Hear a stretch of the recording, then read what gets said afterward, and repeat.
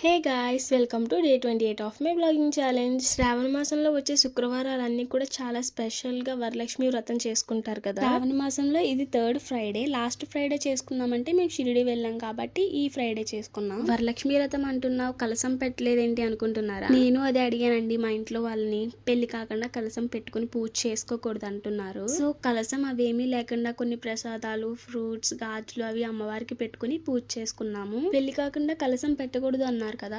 Is it a myth or నిజమేనా? మీలో ఎవరికైనా తెలిస్తే చెప్పొచ్చు కదా కమెంట్స్ లో. మీలో ఎవరికైనా తెలుసా లక్ష్మీదేవి ఫోటోలో ఏనుగులు ఎందుకు ఉంటాయని? ఎవరికైనా తెలిస్తే కామెంట్ చేసేయండి. ఫైనల్ గా చూసేయండి, మా